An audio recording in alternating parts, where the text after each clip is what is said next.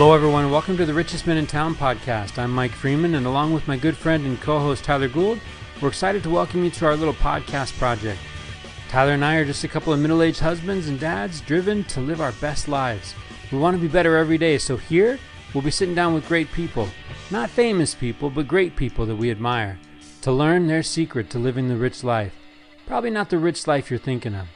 Our guests come in humbled and surprised at the invitation and hopefully leave feeling proud and grateful, realizing just how good they really have it. So pull up a chair, stay a while, and raise a glass with us as we toast our guests to the richest men in town.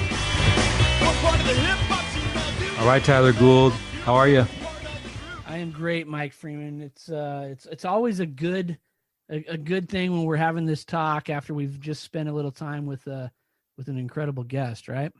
Yeah, you know, and we've had all kinds. We've had all kinds of folks on our show, but I can honestly tell you that our time with Dick Moody tonight, actually, let's be proper. Our time with retired Air Force Colonel Richard Moody was the stuff of kind of legends, right? Yeah, I mean, it was so much fun, and I've been looking forward to our time with Dick for a couple months now. We were introduced to him a couple months ago. We had a pre-show call with him a couple months ago, and so it's sort of been on my radar screen to have this chat with Dick. Yeah, hey, and all of our guests, we love them. Absolutely. But I got to tell you, some dates on the calendar might be circled in red, right? Yeah. Really looking forward to the Thursday night when we have some time with Dick Moody. All right, so what do you take away? Who is Dick Moody, and what can our listeners look forward to? I mean, he's a guy that is always looking to help people out, and that's one of the things that I really loved about our conversation with him. I mean, he runs a nonprofit charitable organization called Operation Troop Support, and they supply gifts and goods to soldiers that are overseas that maybe aren't being taken care of, and you know, he did that. He started that because his daughter called him and asked him to help out, and he's been doing it for 18 years. I mean, he's just an incredible guy with a great attitude. And you know what's funny, Mike? Tonight he gave us a little bit of perspective on the state of the world, didn't he? Yeah, no, it's so true. You know, we hear words like authenticity, and we talk about that a lot, and vulnerability, and we talk about that a lot. I think a word that is thrown out there that maybe we don't quite understand is that empathy. Yeah. You know, empathy meaning Richard Moody knows what it was like to be a soldier. Yeah. He knows what it was like to be overseas, and he knows how important a little something from home is when you're overseas. So here he is, phone call. He has an opportunity to step into that space, and he doesn't look back. He embraces it. 1 million care packages later. Let that sink in. Yeah, it's million incredible. Care packages. He shares some amazing stories, but then we, in true richest men in town fashion, we got to dig deeper. Yeah. Right? We got to find out. No, talk to me, Dick, about your parents. Yeah, right? I thought it was great when he talked about the example of his parents, but then he said, you know, they didn't really preach it; they just lived it, and it must have wore off on me. And man, did it ever, right? And, and that wearing off process is generational, because guess what? It just happens to be wearing off on his kids. Yeah, exactly right. Yeah, I think he's a study of... He would call it wear off. You would call it modeling. Yeah, absolutely right. Yeah, and I think, you know, he's a study in someone that chooses to do the right thing for the right reasons. And, you know, he talked a lot about leadership tonight, and just that sometimes people just have to step up. It may not be comfortable and you may not want to do it, but someone's got to. Man, he's a patriot. Yeah. Right? He says, I'm patriotic. I love my country. And it's almost like you can cut him open and look in his heart, and it would be about the troops. Oh, absolutely. Like, yeah. It would just be 100% about the troops. Lifelong career Air Force guy. I just love, you know, we're like trying to figure it out, right? You and me are looking at this guy like, who is this guy, and how how does he get into this role? And he just says, hey, you know what, guys? I found a way that I could give. Yeah. And it's like, how great would it be if we could all just find a way to give? Right. And how great would it be if we were all just searching for a way to give, right? I mean, I love that whole thing. And I think it's, it's funny because over the past few months, we've had a lot of guests talk about hope and talk about the importance of hope. And tonight in our conversation with Dick Moody, I came away with a renewed vision of hope, because man, if there's people like Dick Moody in the world, we're in a good place. But people like Dick Moody need us, right?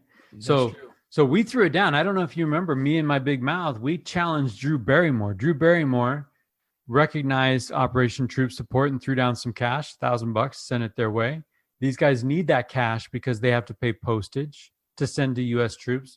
There ought to be a law against that. Yeah. Right? Mail going to troops should be free, whatever. We'll work on that. But Right. Check this out. So Tyler, nobody pays a thing to listen to us. Right. That's right. What if everybody that listened to this episode went to operationtroopsupport.org and dropped $5? Be a great thing. You would, and I bet you and I bet you the intern would check the richest men in town mailbox, and there would be a thank you letter from Richard Moody saying, hey guys, thanks a lot. Oh yeah. Right? You could Made a you huge could count difference. on that. Yeah. Yeah. The average care package costs $17. And he sent 1 million of them. 1 million, over 1 million, right? Yeah. So, and he mentioned, the plan is to pull U.S. troops out of Afghanistan, but he said there will always be people in harm's way.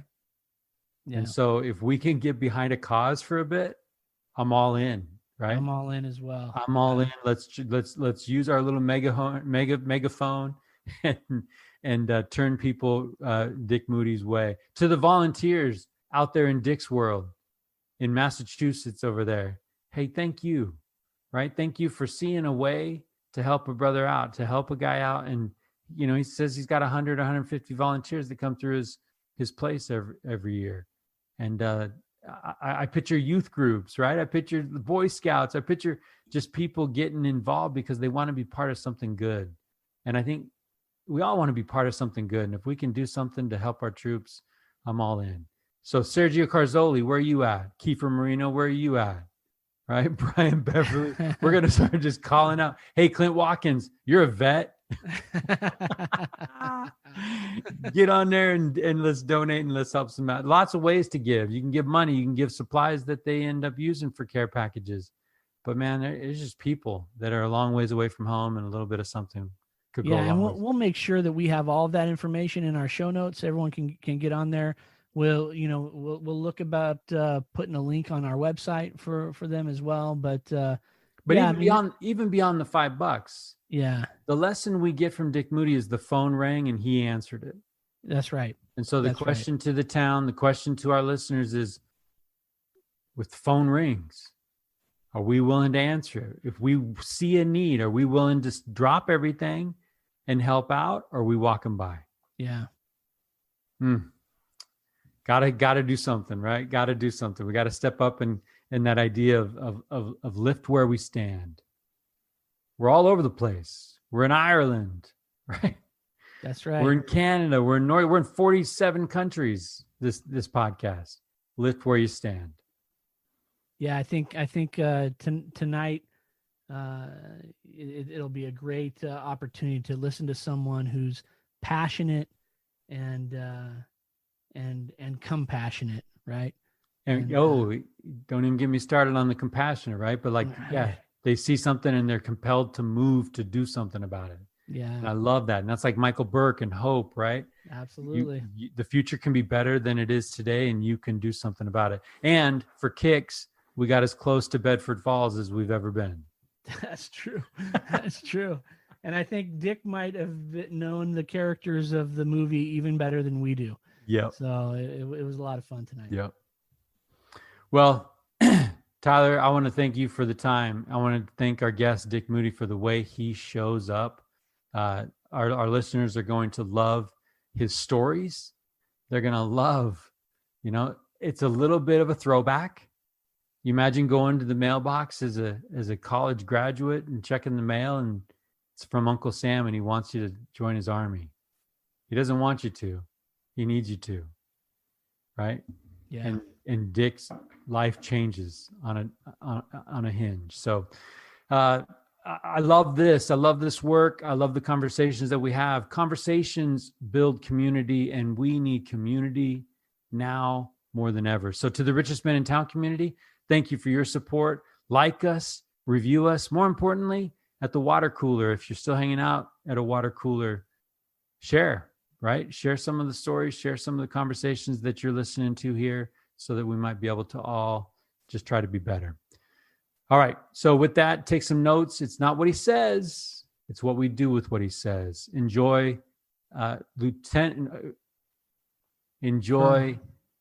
Air Force retired Colonel Richard Moody on this episode of The Richest Men in Town. Tyler Gould, man, how are you? Fantastic, man. I'm excited about tonight. Hey, you know what? It worked. We put out a call, right? We say, hey, folks, if you know of some good people, if you hear some cool stories, give us a shout out, right? Connect us with some people living rich lives, and we'll go track people down. And wouldn't you know it, Wes Franks, the sinister one, he denies watching Drew Barrymore. He said his wife was watching Drew Barrymore. I don't believe it. For a the second. Drew Barrymore show. And the Drew Barrymore show throws out this Operation Troop Support and a guy named Dick Moody.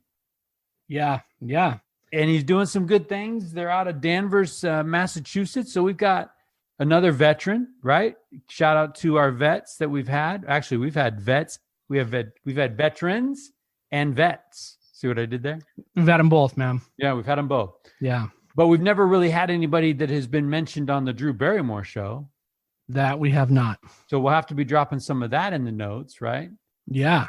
And I'm excited to jump over to the East Coast and check in with Mr. Richard Moody and see what Operation Troop Support is up to.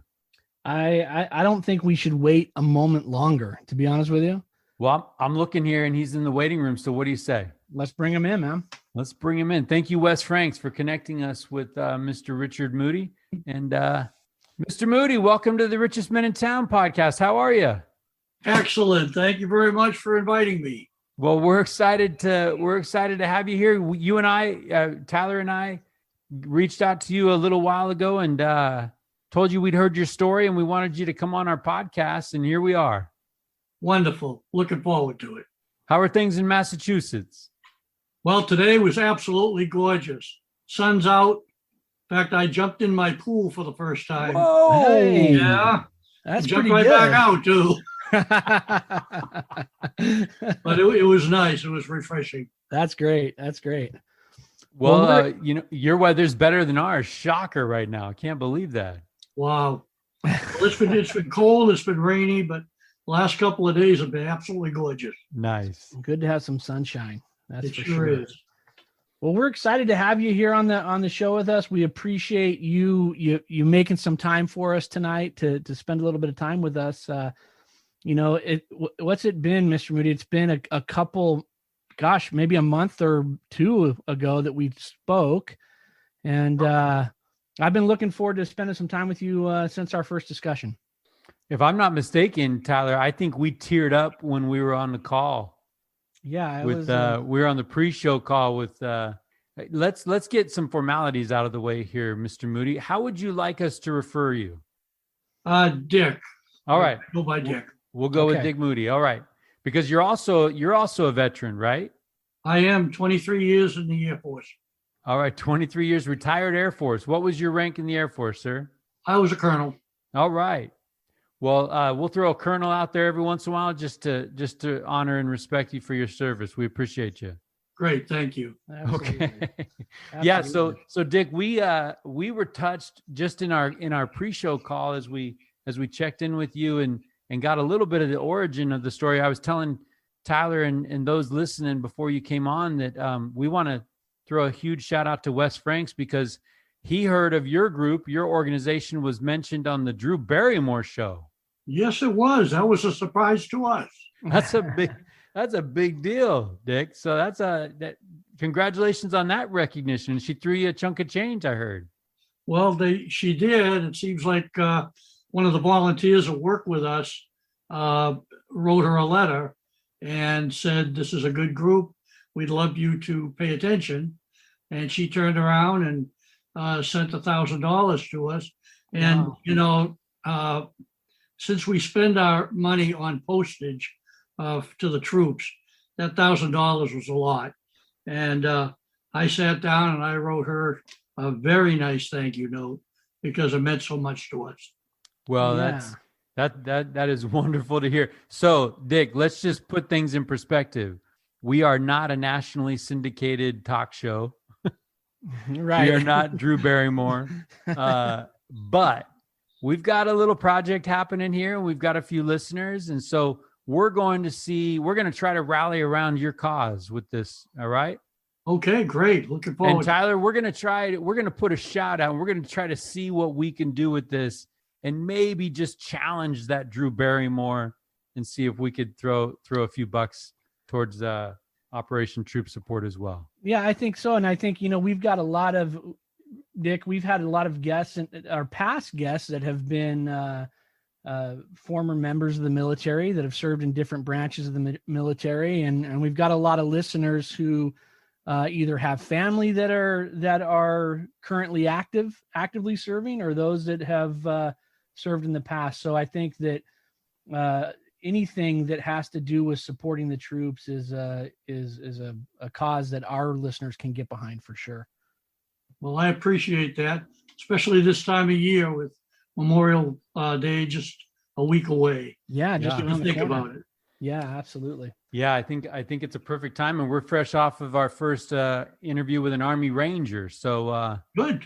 We're like Tyler said, we've got a few friends that have worn the uniform of our country, and we can't do enough to recognize them, to recognize their efforts, to recognize what you guys are up to. So Dick, this show is called Richest Men in Town, and long ago, up in a town up in your neck of the woods, real or fictitious, there's a town called Bedford Falls, and there was a movie called It's a Wonderful Life. Yes, it was. Great movie. Great movie. We love it, and we are in pursuit of looking for people living that George Bailey kind of life. Okay. Right? Where George Bailey, adversity, some challenges, some lessons learned the hard way, but about faith and about family and living life the right way. And we would love to get into your life, but first talk to us about this Operation Troop Support. Talk to us about what it is you're doing and how this thing came to be. Okay. Thanks for the allowance to do that. Yeah. When I came back from Vietnam, everybody remembers anybody that was alive at that time remembers the welcome home we got, which was pretty bad. And, I think that kind of resonated with us a lot. And I wanted to make certain that none of my family had to go through that kind of basically a rough time as I did. When my daughter went to overseas in Iraqi freedom, she was a nurse in the Air Force. She called me on March of 2003 and one night and asked if we could help out. My wife and I could help out by sending things over to her to give to the patients who were trying to recover. Pain of recovery was a lot, and she wanted to do something for them. So that's how we started. And that was 2003, about 17, 18 years ago. And in that time, we built up quite a following of people that could help. It's all volunteers. We don't take any salaries or any other thing, but unfortunately, we do have to pay the postage. Uncle Sam needs to get some money for that. And it's expensive when you think of it, because we send a care package box and it's about $17 to mail it. But we send about 150 a week. So that's that's a very large chunk of money that we have to put out. And since 2003, we have sent over 1 million care packages to soldiers across the globe. It's quite a feat for, for starting out with just a few volunteers. Hey, can I stop you there really quickly? Sure. Did you have any idea when you started that in March 2003 that you would see 1 million care packages come through your organization? No, I did not. As a matter of fact, I had also served in Desert Storm, and as everybody knows, that was only like, a couple of months. So when my daughter said, "Could you help us out?" I said, "Sure, no problem. Probably won't be more than a couple of months."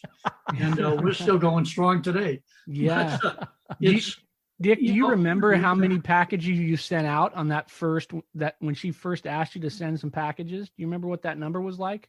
We sent about 15 or 16. Wow. And we thought that was really great. Well, we started to get all kinds of feedback from the soldiers that received them, because she would get them and she would hand them out. And the care packages were big enough so that somebody could take what he wanted or she wanted and pass it out to the other guys in the unit. And of course, they said, "How do I do this?" And so eventually we got a very good system down, and we were getting correspondence all the time. "Please add me to your list."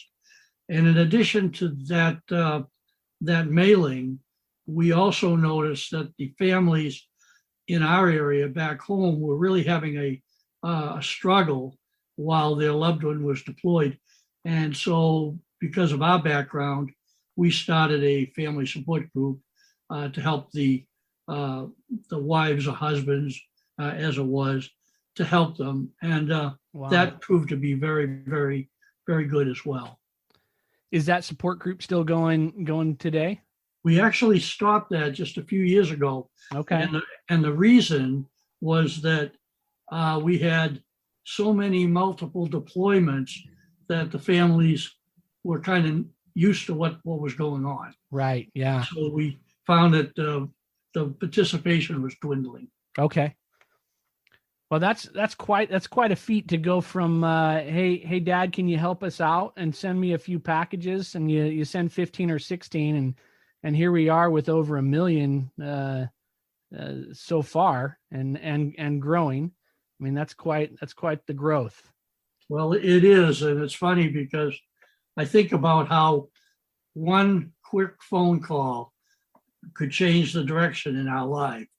It was just amazing, because that really has taken a whole new aspect of what we do, my wife and I, do. And we wouldn't have it any other way, because the guys that come home, they come to you and they said, "You would not believe how that helped. You didn't even know me, and you sent me something." And it brought him to tears.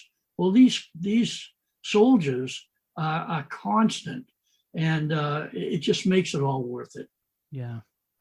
So Dick, really quick, what's your wife's name? My wife's name is Christine. CH. Okay. And you had other kids serve as well, not just your daughter, right? That's right. I have my son who served for 23 years, and he was a police officer, again, in the Air Force. I never forced my kids to go Air Force, but they were used to the life, Yeah. So my daughter was a nurse in the Air Force. My son was a cop. And those are the two of my four that actually went in and followed in the footsteps. Okay, cool. The interesting thing about it is in 2005, my son, my daughter, and I were all in Iraq at the same time. So Christine had, quite a go of it while we were all over there, in danger. But we'll all get back. Wow. So she was actively serving at the time, and you and your son was he actively serving as well? Yeah, my son and daughter were actively serving. I had retired, Okay. but the Air Force called me back. I retired in 93. Okay. But the Air Force called me back in 2005 because my specialty was construction and planning for construction with, the women owned firms. Okay. And what the government was trying to do was, now that we had a lot of demolition over there, they were trying to build the country back up. And what better way to do it than to use these local talent? And they had some brilliant young women over there that came to the States, got their engineering degrees, and went back, and Saddam wouldn't allow them to work. So my job was to get them back up to speed. And as a result, when I was there, I awarded 12 contracts to Iraqi women-owned firms. And they took a huge chunk out of the renovation. Wow, that is fantastic. That's kind of a cool way to stick it to Saddam Hussein as well, right? Well, rebuild the country with the talent he ignored. Yeah, we felt pretty good about that. Yeah. That's kind of cool. So, hey, in this conversation, Dick, I can't help but think of you mentioned that hinge moment of that phone call. Yes. Right?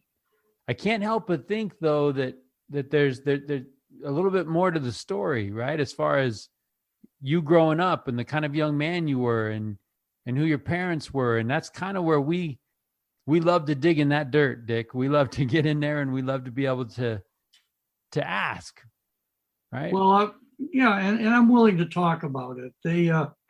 I grew up in a very, very good family. I had a stable home. My mother. Where was home? Where was home? That was about 3 streets over. Oh, wow. Wow. That's great. Yeah, what came home to roost, So we had a good home. My mom and dad were married for 65 years. They had a very strong ethic.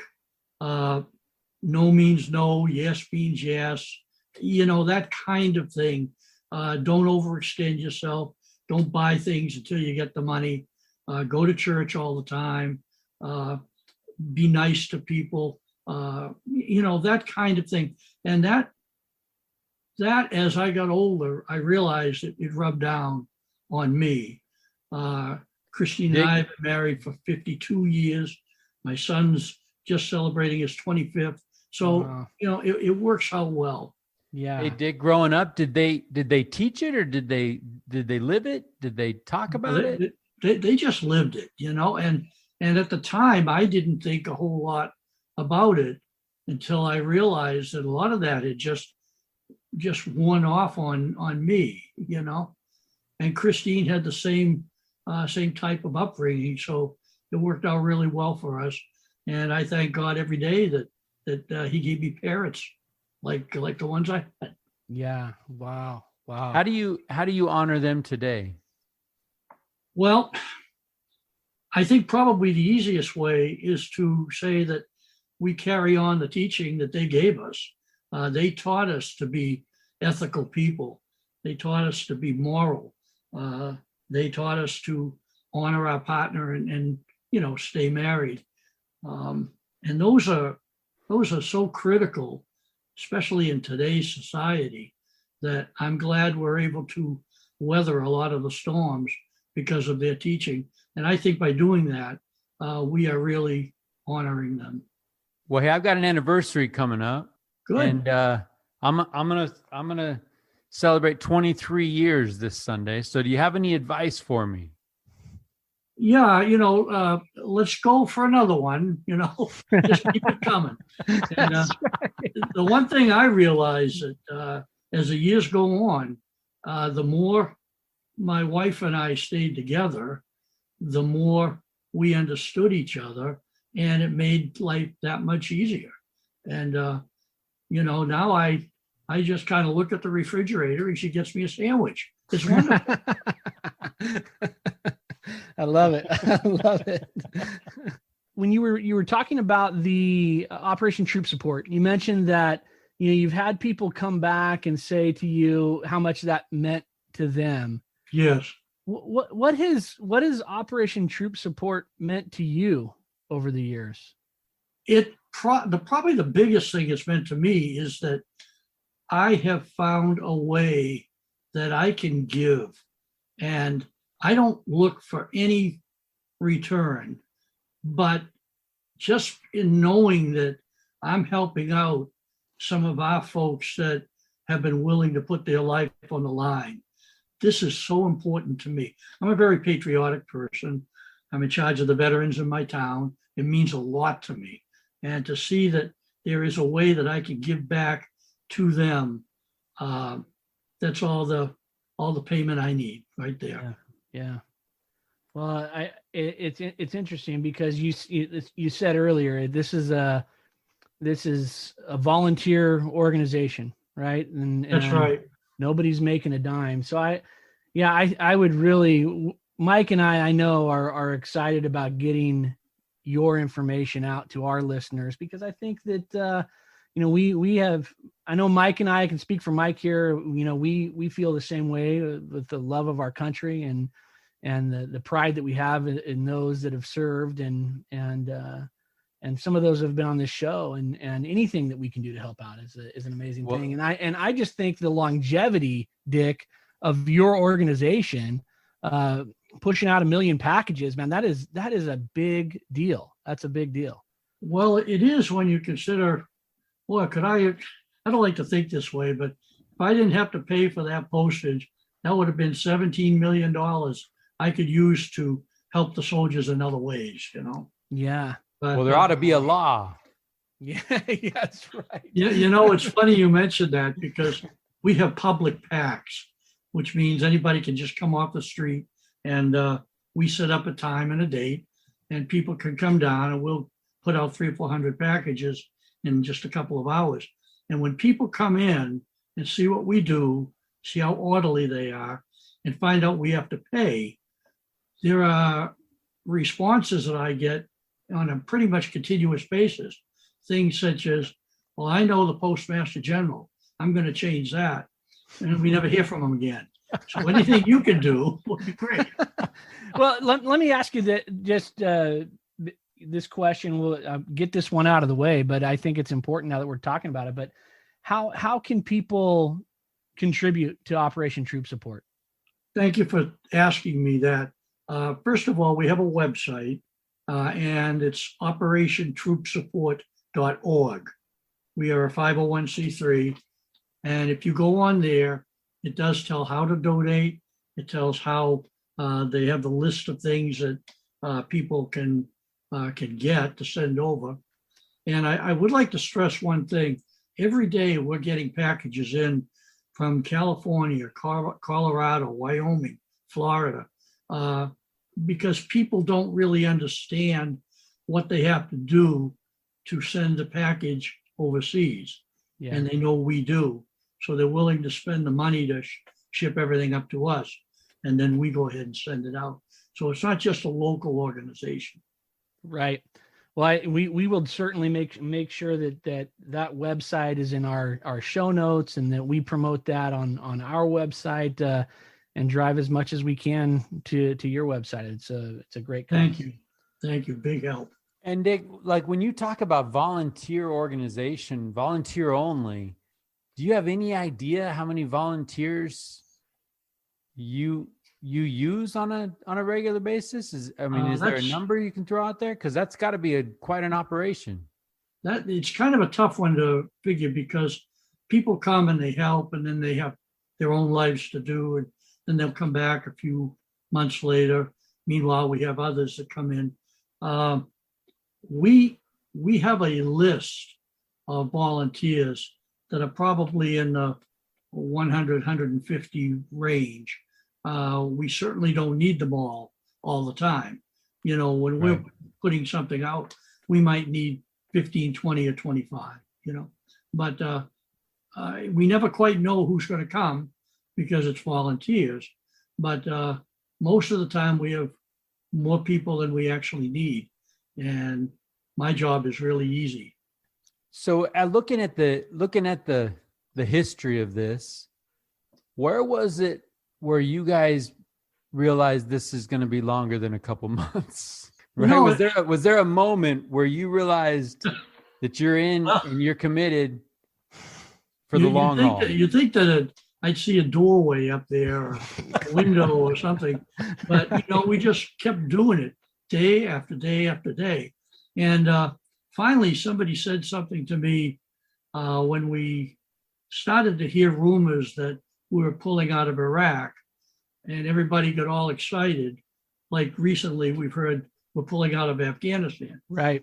The problem is there's always going to be somebody in harm's way, and those somebodies are going to need some help. So it might not be the same country, but chances are it's going to still be a need there. I'm curious, Dick.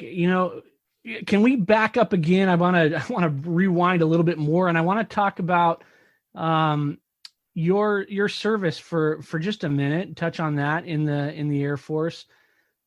Was that the plan of yours all along growing up, that you wanted to be in the military? I mean, where did that desire to serve come from?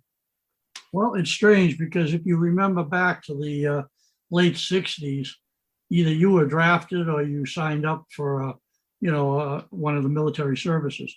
I had it all. I got my notice for draft. I had checked into the different services, and I found that the Air Force was the one that I wanted.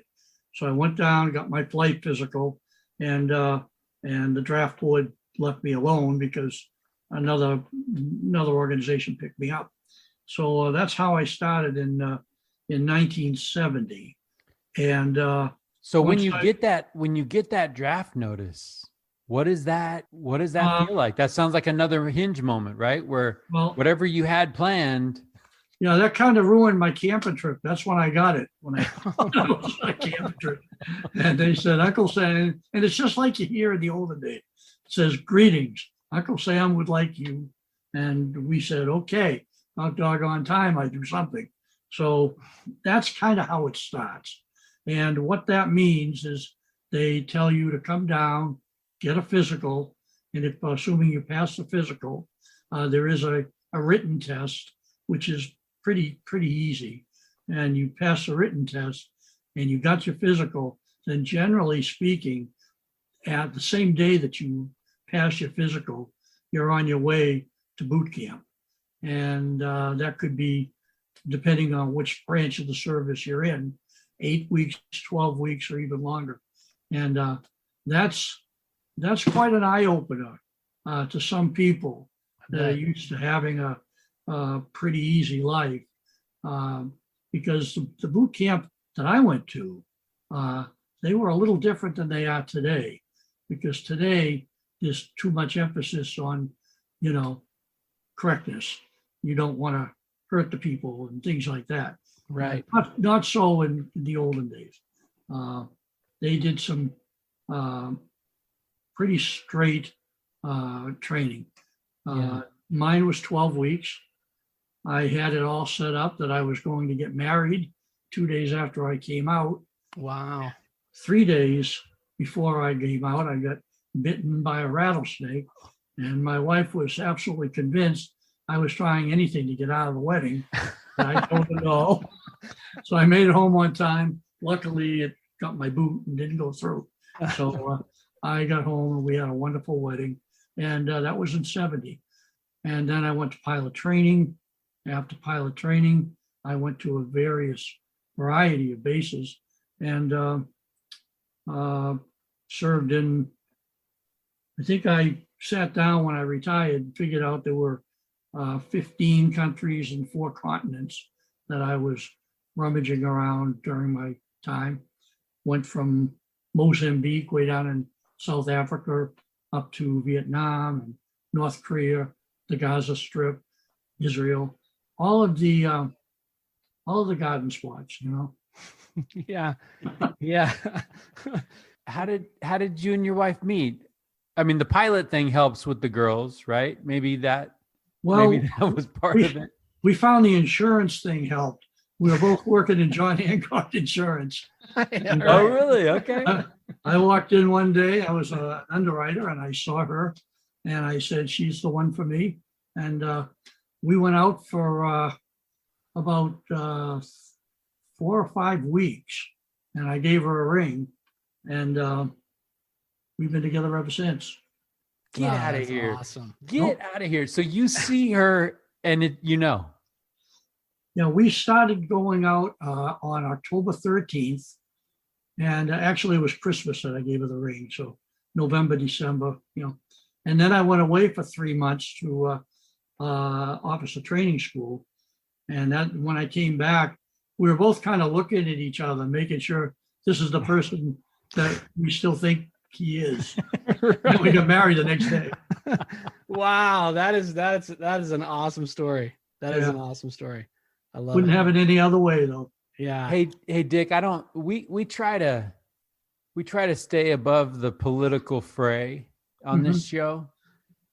As you look at the world today, what do we need? What's missing? Right? I listen longingly as you talk about those days, and I have in my heart that it can be that simple. That it can still be time-tested values. It can be commitment. It can be, right? I'm in this marriage, come hell or high water, right? Like, but when you look around, what's missing in the world around you that maybe we hadn't in those days? Well, let me tell you what keeps me going here. I think I do a lot of reading, and I just got through reading a book that took place in 1919, right after World War One. And if you read the condition of the cities back then, there was looting, there was people breaking and entering, there was just awful things going on. They were chasing the police down. And as I was reading, I had to make sure I wasn't just reading the local newspaper, Right. Yeah. Sounded just like what's going on. And then before that, I had read a book on World War II. And World War II was about 20 years later or so. And now after World War II and all of our guys and gals came home, very similar things happened. It was just awful. And then we went a little further, and I got up to the 60s, and I know what happened. I couldn't even get into my student union building in the 60s because a different group had taken it over. And I don't know what happened in the 80s. I don't recall anything, but now we're going through the same thing that it seems to be a little bit more serious. But I'm hoping that where we got out of the 1990s and the 1919s and the 1946s and the 1960s, we're going to get out of this one too. Yeah. So I have a feeling that, if I wait it out and God doesn't leave us, it's going to be okay. Yeah. The only thing love that I that. am concerned about, is that what's going on in the world today, they're hitting the younger people very strong. Yeah. And, they don't have the benefit of history. And I don't know how that's going to impact us. It's interesting, Mike, because you said, you asked what's missing, and I'm listening to you talk, Dick, about, these past, times where we've had similar issues. And I just wonder, maybe nothing's missing, right? What's missing maybe is some choices, some decisions, I mean, we have those things in front of us, right? We all have, we know the kind thing to do or the right thing to do. It's just making that decision. When I think of a couple of thoughts, right? I mean, perspective is missing, right? Yeah. Dick's answer's perfect. Let's keep things in perspective, because Rome was pretty rough too, right? Right. It's always been a little rough, but I think that you're right, Tyler, that it's never been easy to do the right thing Yeah. because that's the right thing. I'd like to relate this very short story to you. Yeah. When I was in Israel, this is not a political statement, but when I was there, I was walking through Bethlehem. No, I'm sorry, Jerusalem. And I had two people waiting on me on a particular little market place. And we got to talk, and both of them were just so friendly. And it turned out that one was Jewish and the other one was Muslim. And I stopped and I said to both of them, like, I like to poke the bear every so often. I said to both of them, you guys get along great. How isn't there any kind of friction or problem? And they both looked at me, and the Muslim person said, you get away from the radicals and the politicians, and we could all live in harmony. And boy, that one phrase just stuck with me. And you could almost apply that to any part of the world. Yeah, that's so well, but true. how appropriate right now. Yeah, right? Really. How appropriate that comment and that thought as we look at that region of the world right now. Yeah. Well, yeah, and I think obviously we can apply that here, right? Everyone seems to be wants to divide things so everything's so black and white, but I love that answer that, hey, well, and it's that pendulum swing, right? Yeah. It's the pendulum swing and it's the extremes. It's the political rhetoric and it's the radicalism of things versus, hey, can we go to the market together? Right. Can we break bread? Right? Building that sense of silent majority, Yeah, absolutely. Well, I think key too of building this community is kind of what this show's about, Tyler, is the idea of conversation, like intentional conversation. And maybe even more important, intentional conversation with people that maybe don't see the world like you do. That's very true.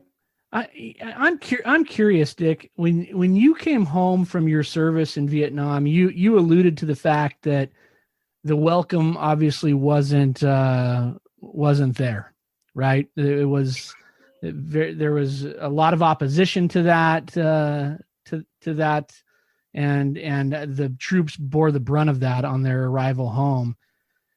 What can you talk a little bit about what the difference is now? I mean, your organization is working with these troops that are being deployed on a regular basis, and I think, correct me if I'm wrong, but the feeling is a whole lot different today than it was when you came back from your service in Vietnam.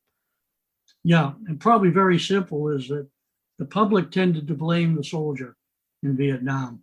We were the baby killers. We were the people that they didn't want us there, and we went there stirring up the country. Today, it's a different type of persona. Right now, a person who serves can come back and be welcomed back, whereas in the 1960s, we couldn't. And we were told, my first assignment after I got back was, do not wear your uniform off base. And that was a standard, directive, because you would be harassed or even attacked. How has that experience coming home during that time influenced your interaction or your involvement with the troops that you deal with? I think the strongest answer to that is from what I can do, I want to make sure that the men and women who are serving our country overseas know that people back home care for them. And that's important, because when we were in Vietnam, besides the stray letter from home, we never heard what was going on in the country as far as what their attitude toward the soldiers were. I just want to make sure that people know that we've got their back, So can we extend that conversation a little bit about your homecoming? Because I'm starting to put Mike Freeman in your shoes. And maybe I go out and I serve my country because I got a letter saying Uncle Sam needed me. And I go serve and I come back and my country isn't loving me. How do you not let bitterness in, Dick? An awful lot of people let bitterness in. But you didn't. No, I didn't. And I think that it all boils back down to, I feel like I had a very stable upbringing, and I was able to tell between right and wrong. And I knew serving my country was right. The fact that some people are yelling, the fact that some people tore my medals off, the fact that some people took my hat and called me baby killer, that's them. You know, I feel bad for them, but I know that I did the right thing.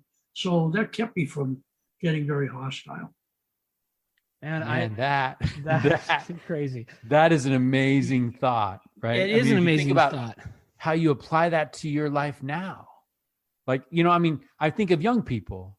If I could give anything to my kids, it's that they would know in their heart what is right, and come hell, like whatever happens around you, regardless of circumstance, we do what's right.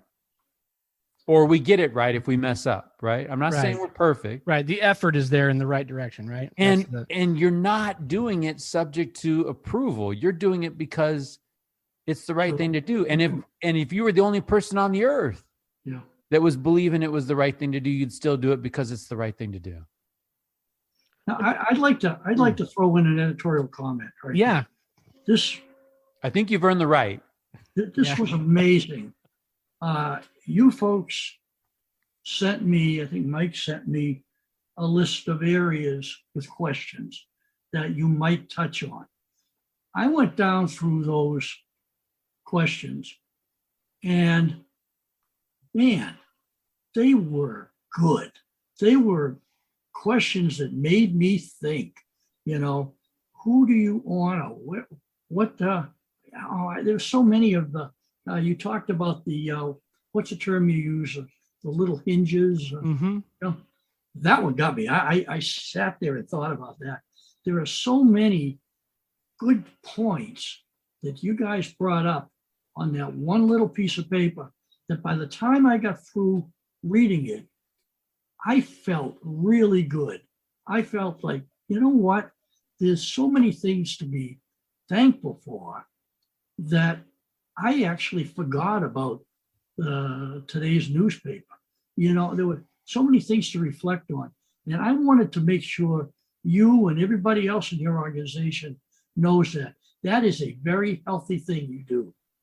Well, we appreciate that editorial comment, Dick, for sure. Thank you very much for sharing that. I love that because here's the thing, Dick, back to George Bailey. Nothing changed about his life. That's right. But everything changed. Yeah. Right? Well, if we can gain that perspective and live with gratitude of how good we really have it. And Mike, I just think, like, you know, thank God for your mom and dad, Dick. You know, I think, you know, it's interesting. You know, you make a habit of making the right decisions, or trying to, right? I mean, we're not perfect. We're gonna hit the skids every once in a while, but we make a habit of making those right decisions, and then showing people around us, you know, the power of those right decisions. And then you fast forward, right? I mean, it's funny, Dick, you said, well, you know, they didn't necessarily teach it, but they lived it. And that just wore off on me. And then here you are, and, you know, coming home from Vietnam, and it's a crazy time. And, you know, you have all the right in the world to be upset and angry at people for the things that they say. But we default back to that. What wore off on me, you know? And that is, you know, hey, this is on them. This is how they feel. This is not me. And there's a lot of people that could learn from that. Don't misunderstand. Inside, I was really upset. Sure. Yeah. I had the opportunity to control the emotions a little bit more. Yeah. And I think that did more good, because people tended to, you know, follow the way I was doing it. And I didn't necessarily lose too many people that way. And that's the way you got to play it. That's an interesting comment as well. I mean, I think that when we do the right things around within a group of people, sometimes we think like there's this mob mentality where everyone wants to just kind of pick up a brick and throw it through a window and light something on fire. I think that if someone does the right thing, there's just as many people that want to stand up and follow that person who's doing the right thing. And obviously we could say, well, shoot, we wish more people were doing that. But I think about your organization. You say, well, I got 100, 150 people who want to do the right thing. Yeah. It's like moth to a flame, right? They see what Dick is doing. It's like, I want to be a part of that. Yeah. And we've seen that in action. I had one big soldier come back. He was like 6'7". He came back and he came up to me and he said, "You are the only person that has ever given me a hug. And it meant so much." You never know when things are going to, impact people. Yeah. So you live your life the way you think is right. And it's bound to pay some dividends, Well, and how do you do that? How do you provide the stability and raise 4 kids in that environment? Like, what do you attribute that to as you look back? I think the only thing I can attribute it to is the fact that, like my folks who brought us up in a stable home, we strove to give our kids as much stability as we could. And I'll give you an example. The last 11 years, when the kids were growing up, I was at the same base. So you can make an assumption of how many times I moved early in my career when I didn't have children. So they didn't get the full brunt of moving around. I turned down a lot of assignments because it would mean that I would move. And I just had to put my family first. And that helped. That helped. So how do you, Tyler, every once in a while, right? We have not national duty, but we've got things and we got to get in the car on an evening and go to a church meeting or something. And I'm trying to be sensitive to make sure that my kids see that as a choice and it's not something I have to do. It's something I get to do. How did you teach duty to your kids without it being some bad word? Well, I think probably the fact that we would be very open with them. We would tell them what we're doing, why we're doing it. And then on the times that I'm home, I made sure that we were with them. Wouldn't be every hour of the day, but enough to keep them occupied. And of course, when I went away, I was fortunate enough to be able to bring something home to them. I don't know if you call that bribery or not, but at least they look forward to me going so I can bring them home something. That's great. Well, it's funny. I was in a meeting the other day and someone was talking, there's all this talk now about balance, right? We got to find work-life balance and balance this and balance that. And someone said, well, I think balance is just being eager to go to work and eager to come home. I like that definition. I mean, we have to do what we have to do, but being willing to be in the home and be around the people that we love is huge. It's huge. It's actually very good. Yeah. I just love that idea of the ability to take care of the work that's in front of us, but to still be able to come home and provide the example that's needed. I'm certain, I don't know, but your dad or your dad and mom worked, right? My dad worked. My mom was a stay-at-home mom. Okay, so you've got do that in those days, Yep, absolutely, yeah. So your dad's working, but still coming home and living the way that he lived, and providing that example to you. With your own kids, do you see that same pattern taking place in their lives?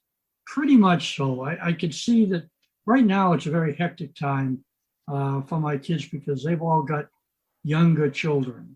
Oh yeah. And I mean, there's lacrosse, there's soccer, there's football, there's baseball. You name it, and they're on the road a lot. That's my life right now, Dick. Yeah, I get it. Yeah. You know what I mean? So it's pretty hard to say, we're all going to have a family dinner at 6:00. Well, one thing we've got that really helps is a thing called the swimming pool. And I'm the only guy that's got the swimming pool.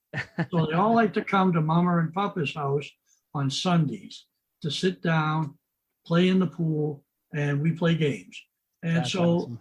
we have a bit of grounding there, How do you, I can imagine, and I don't need to get into details, but dedicating 23 years of your life to service in the Air Force, you've probably seen some things that have made being a man of faith challenging. Yes. Right? How do you keep that faith? I actually found that for me, it was a little easier to keep the faith. Give you an example. I was stationed for a year in Iceland, and I was a lay Eucharistic minister up there because our clergy couldn't make it all the time. He was going from site to site. And when I saw some of the things that I've seen, whether it was in Southeast Asia or Japan or any other place I've been, I didn't have a problem. Some of the guys did. Some of them, it was almost like we let the dogs out and they're going to do whatever they want. Again, I put that back to a function of our upbringing. Somebody needed to take charge. And I think that's why I did it. I delivered a baby overseas. Okay, hold on. What? Yeah. No one's supposed to be pregnant when they go overseas, but unfortunately the cook was, and we just thought she was eating her own food. But sure enough, she was with child. Oh my goodness. Yeah, it was on Mother's Day that we had, and luckily everything went fine. But I mean, there's certain things that you just have to rectify, that you're going to be the voice of reason. And I don't know, that's what I was. Well, I find that I like that a lot. And we talk about people. I think people are looking for that, Dick. You know what I mean? I think that it's not always the easiest thing, but I think that when someone stands up, whoever that is, whether that's Mike or you or someone else in a different situation, when someone stands up and does the right thing, I think people are inspired by that. I think, Mike, about, I can't remember which guest it was that talked about, I think it was Dave Speck, talked about just doing the next right thing, right? We asked a guest, how do we get through it? How do you get through the hard things? He said, I just try to focus on the next right thing to do. And that's it, Well, keep in mind too, that I'm going to have to throw this in, that when I was in the military, I was an officer by virtue of the fact that I had a college degree and I went through officer training school. And the demands on an officer are quite a bit different than the demands on the enlisted people. And the enlisted people are allowed to have fun. Officers aren't. Yeah. We're supposed to, maintain some type of decorum. And because of that, I think that went a long way to ground us as well. Yeah. The loneliness of leadership. Yeah. Sometimes it's not all that fun, but somebody's got to do it, Yeah. Well, and I think somebody's got to do it, honestly, Dick, is your life story. Yeah, I absolutely. think that doors have been opened, space has been opened in your life where there's a need, and a lot of people walk by and they may see that need and they just keep on walking. Yeah, that's very true. Right. And I think that in your DNA, maybe, a couple episodes ago, we were talking about the gifts of God, and maybe you've been blessed with that gift of charity where you step up and you see someone in need and you're not okay with it. I think that's a true statement. Because we want to do the right thing, and that's the way we do it. We look for a person in need, and we say, let's see what we can do. Well, shoot, for 18 years, Dick, you've been doing this charity. I know I love that idea of just someone has a need and we just try to step up and do what we can for it, right? It doesn't have to be a big thing. It doesn't have to be grandiose. It's just doing the right thing. Your daughter calls, says, "Hey, can you mail out a couple packages for some people?" Yeah. Here you are 18 years later, mailing lots of packages. But let me say this, because that's a very good point. We do it because we think we're, helping the soldier. We are helping the soldier. Yeah. And that's kind of at the end of what we talk about. We're there to help the soldier. But what's been happening in the past years, we've been called to Congress to tell them what the needs are over there. We've received the George Washington Medal of Freedom twice for all our voluntary work. On and on and on. People have bestowed, a plaque here or a certificate there. And because they say this is really good stuff. And yet all we're doing is filling a need. know? So I wish there were more people that would fill the need and make our job a little easier, but that's what we do. Well, and I think that's the idea, right? We don't have to do everything, but we can do something. Like I loved when you said you found a way that you can give. That's right. And Tyler, that goes to that thought of like, lift where you stand. Yeah, right. Look around and say, what can you do? And I'm hearing Dick and I'm hearing Doug McMullen, right? And helping local homeless people and like see a need, and I can't do everything, but I'm going to let my light shine and I'm going to try to do something. And then the cool thing is other people see that light, and light begets light. Yeah, that's service right. begets service, right? Kindness and charity beget kindness and charity. And as you do this, it's like a little snowball, right? That starts rolling, and now you're 1 million boxes in. Well, that's the thing. And forget about the boxes. Honestly, Dick, I don't mean it to be insensitive. Forget about the boxes. On the other end of every box, think about what that did. Yeah. I love that thought. Dick, is there a story or experience that stands out to you in the last 18 years of mailing packages to service members? Let me tell you two real quick ones. Yeah. One is that in 2005, when I was in Iraq, I decided to visit the hospital, the combat support hospital. And I was sitting on the edge of a bed of one of the 19 wounded soldiers that were in the room. And the door opened up and a nurse came in carrying 2 big boxes from Operation Troop Support. And I was like a little kid, this system works.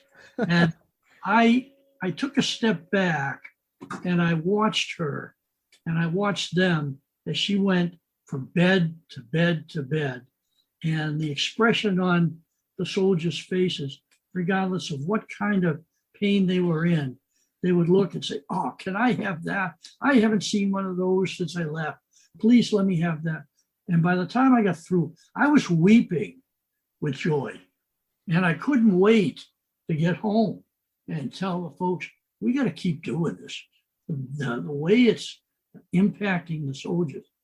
So that was a hands-on story that I actually saw. That's not just a hands-on, Dick. That's a hand of God. That's a providential thing. Yes. Yeah. That probably filled your wind, probably filled your sail with wind. Oh, You're probably still riding on that. You don't know what that did to me, I'll tell you. The other one is just kind of a neat story. We decided to send Christmas gifts out to the soldiers.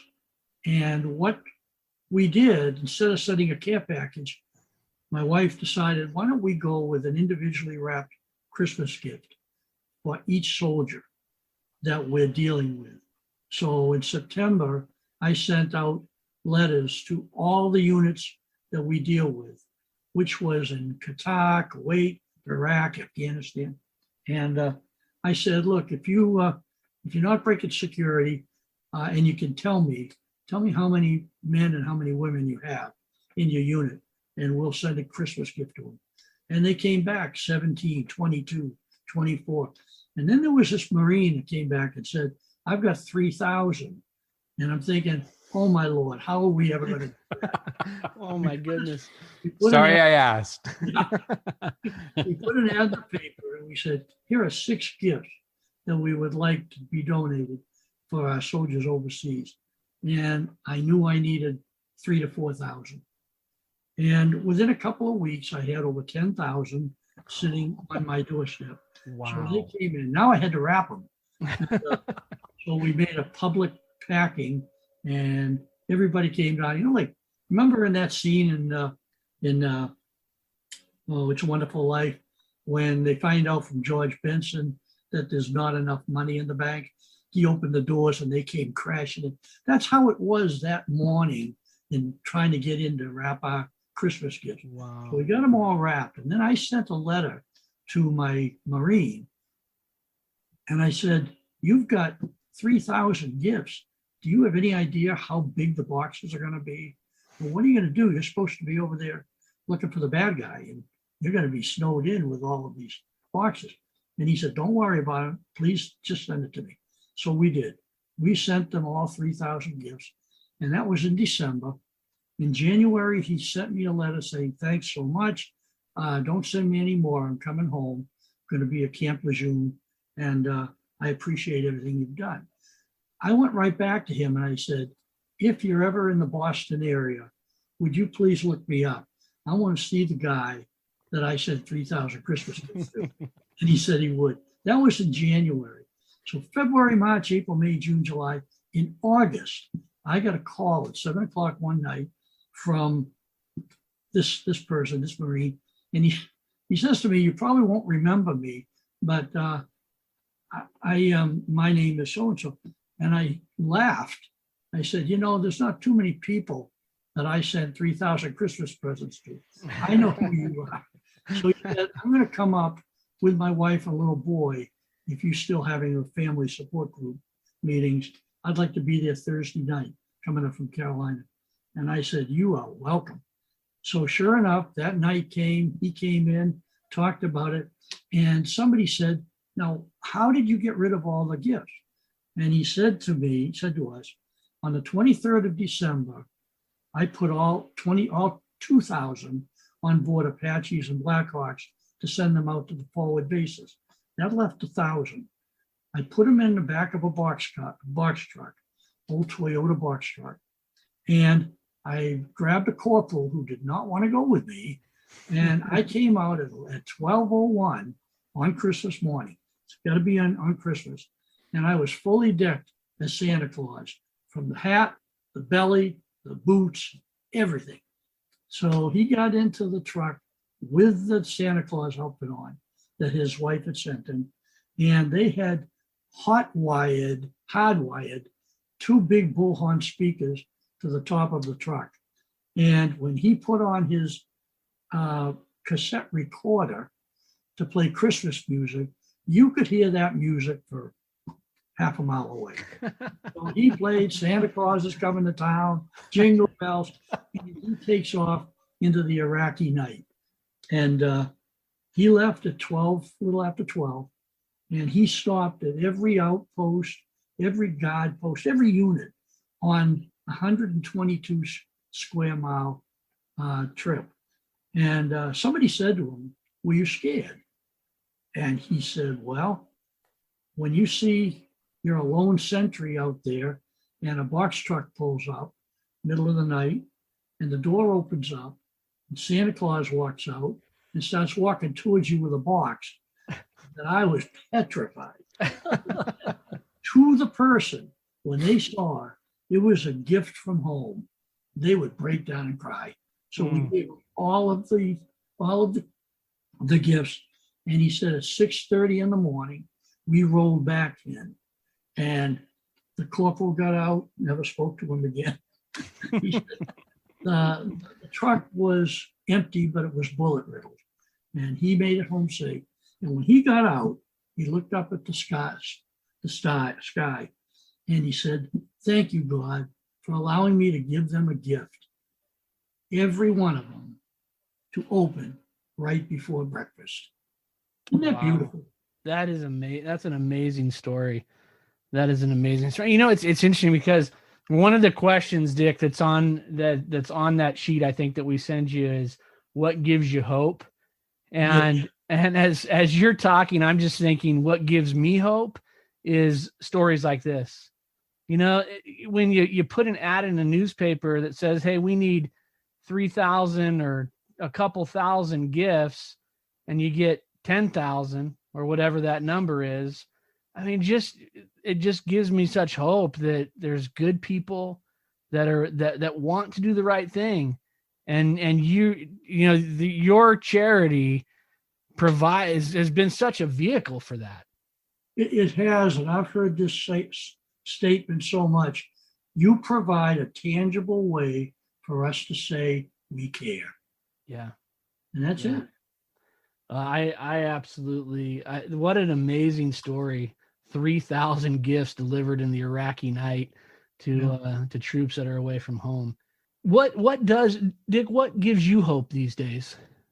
I think what gives me hope is that I am able to still be on this earth long enough to enjoy my children and their children. I have a medical issue that I got in Vietnam, and I'm 100% disabled. Even though I walk around, everybody thinks I'm fine. My insides are kind of chewed up.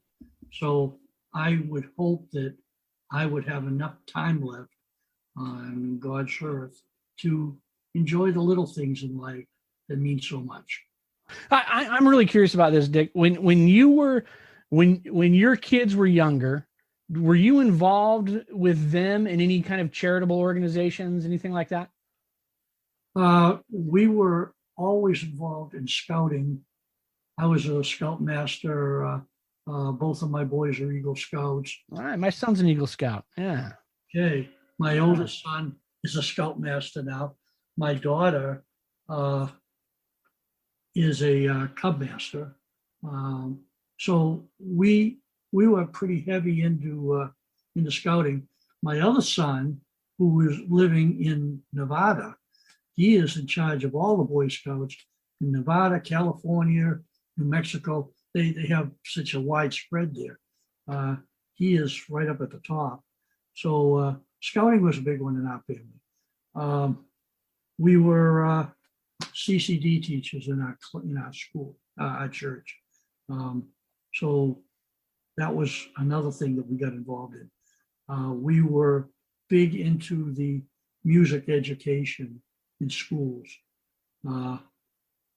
This is one time when my military training came in good because we had to be chaperones to the high school band down to Disney. I lost my easygoing demeanor trying to pay attention. That'll do it. I bet you hall monitoring was pretty intense. I wondered who the heck this guy was. This was the Mr. Moody that we were used to. But so we got involved that way also. Well, it's interesting because I'm just thinking about this, this whole story, if we, I think back to you talking about your parents and their example of living a certain way and it rubbing off on you. And then you talk about, the involvement you had in your church and in scouting and your kids are still involved in that. But then I just think of your daughter who's serving as a nurse over in Iraq, and she sees what's going on over there with the patients, and she picks up a phone and calls dad and says, "Hey, what can you do to help us out so we can get something in these hands?" Dick, I can't help but think that you and Christine lived a certain way that rubbed off on those 4 kids. That prompted your daughter to pick up a phone and say, "Hey, what can we do to help? Let's get something in these people's hands." And here we are 18 years later, over 1 million packages. I love that idea of just doing the right thing for the right reasons. And sometimes we don't necessarily know what the right reasons are, but we're just going to do the right thing. And people's lives are touched. you mentioned sitting on the edge of a bed in Iraq and 19 soldiers getting packages, and I can't imagine how much that little thing being handed to them changed their lives. And I'm grateful to you, Dick, for your stick-to-itiveness and just continuing to do the right thing. And there's people that are probably telling stories that about the packages that they received while they were in a foreign country with not a lot of people around them. And I just think that's a phenomenal thing that started out as a phone call from your daughter to changing people's lives. And I love that story. Well, it's amazing. The other day, I got a letter, a thank you letter from a general in the Manchurian army. I didn't even know Manchuria had an army. He went ahead, and one of our guys at a base where he was stationed gave him some of the stuff, and he took the time to write a thank you note to it. Wow. It's just incredible. And I will tell you, I'm not going to dwell on politics, but one of the things that gets me so upset, I was sitting on a radar site in Japan, and we had a typhoon that came through, and I watched the local village survive that and start to rebuild. And I wrote home to my wife one night, they're putting up a new house and it's actually got glass in the windows. And she said, what's so great about that? And I said, they never have glass in their windows. It's all open. Mm-hmm. And if you see the way some of these people live, you'd love to take some of the troublemakers in our country and say, look at what other people have to live with, and love to be able to knock some sense into them.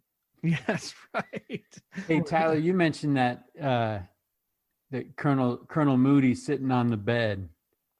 Can I just tap into that a little bit, Colonel? Sure. I in preparation, just thinking about this, I know 122 people on average commit suicide every day in this country. Yeah. And latest numbers from the military from 2020 showed a 25% increase in suicide rate among military. What would you say if I was a vet, if I was a serviceman, and you were sitting on my bed and I was thinking about quitting? What do you say to that person? That's a very, very good question, Mike. I will tell you that it's very easy these days for the post-traumatic stress to kick in. Very easy. And my daughter had it, for example. And you need to be able to provide some suggestions to them. It's very, very difficult to direct them to do anything, but you do need to be able to show them what is available. And 9 times out of 10, they're not going to be too receptive to it, but you have to keep at it. You have to keep at it. One of the guys came back after 22 months in Iraq, living in the town next to me. I went over to see him the day after he got back. He was sitting on the sidewalk in front of his home. He lived alone. And he had 2 letters in his hand. And I said, Brian, what's going on? And he said, I don't know what to do. I've got a water bill and an electric bill. I don't have enough money to pay them. What should I do? And, he went on to explain that for the last 22 months, he had one thing he had to do, go after the bad guy. Now he's got to make a decision, and he couldn't hack it. And it was that simple little thing that is training the guys that are coming home now, guys and girls. So what would I do to try to help these guys out? Number one, I would absolutely know what's available, and I do. And more people need to know that. They need to know where the helplines are, what facilities are available, and who to call. And if they know that, then about the only thing they can do is talk to the guys, explain what's going on, and ask them, would you mind if I set up an appointment or I've got someone to talk to you?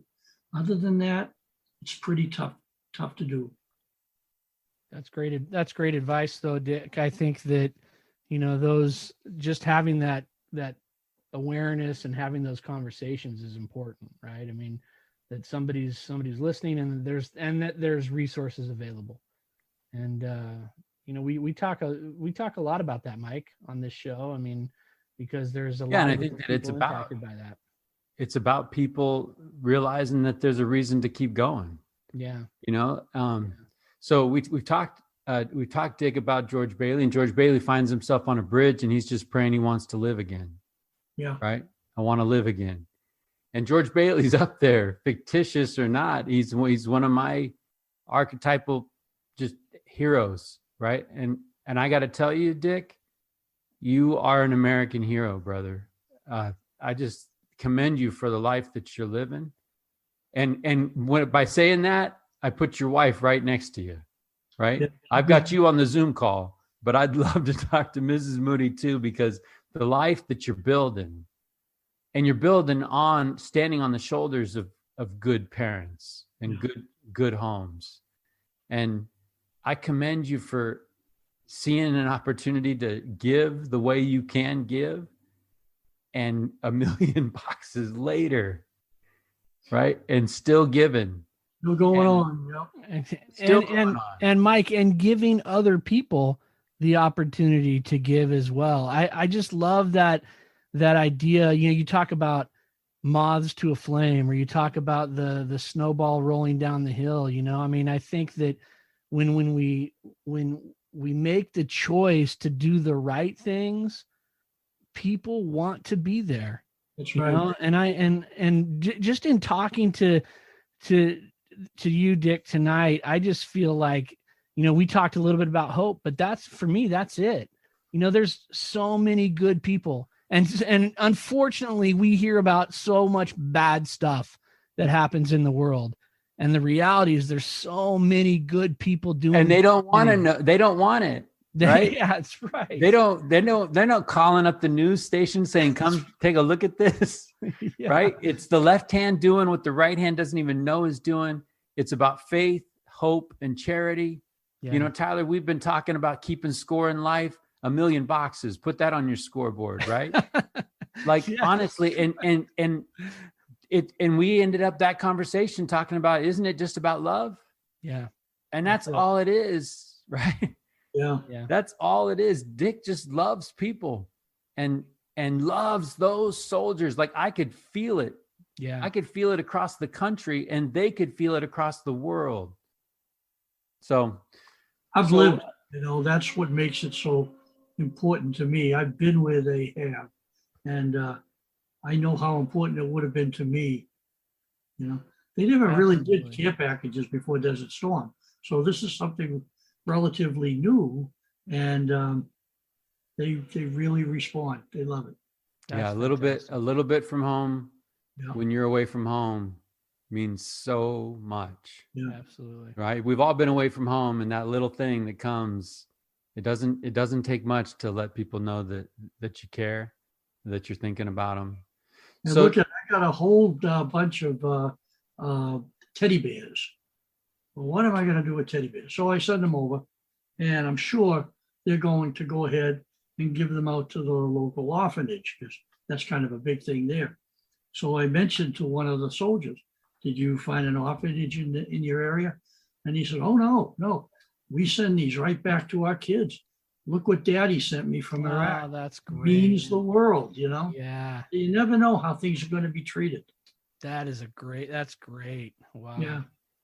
Well, Dick, I could go on and on and on, but you're on the East Coast. The sun's still up over here, but as we wrap up our time together, I thank you for the way you showed up and for the lessons that you've shared with Tyler and I, and by extension, our Richest Men in Town family. As you think about it, You know, Harry Bailey comes home, war hero, and he raises the glass at the end of that movie and toasts his big brother George as the richest man in town. Yeah. Colonel Moody, what does it mean to you to be the richest man in town? Oh, I can't tell you how happy I was that you guys reached out to me. And there's so many reasons for that. And one of the main reasons is what I said earlier. I've had the opportunity to think a little bit about some of the types of work you do. And it was such a blessing so that I could hear, I could see what was going on. This was really important. And you know, you don't need money to be rich, boy. And I feel like I've been blessed. Some postage would be nice. Yes. That's right. Just some Now stamps. that you mention it. Well, I gotta say, Dick, you know, you feel like you've been blessed, and the beautiful thing about living a rich life like that is there's a lot of people, by extension, who feel like their lives have been blessed because of you. And you know, it's interesting. You know, Mike and I have been doing this podcast for a little while now, and we talk to a lot of different people. And I can't tell you how grateful I am to count Dick Moody as a friend of mine. And I really appreciate your time with us tonight. Thank you, Tyler. It's very nice of you to say. And I just want to tell Drew Barrymore we're coming for her. We'll see your 1,000. We're going to put it out to the town, right? We're going to do what we can. We're going to do what we can to sustain your efforts, Dick. Okay. You keep going. You Yeah, tell absolutely. Drew to do that. And ask her if she'll have lunch with me. I don't care. Well, thank you so much, Dick, and you keep going, and we're gonna definitely be in touch, and we'll circle back and connect you with the content that we send out to you. Perfect. Thanks a lot, guys. All right. Have a good night. We appreciate you. Bye-bye.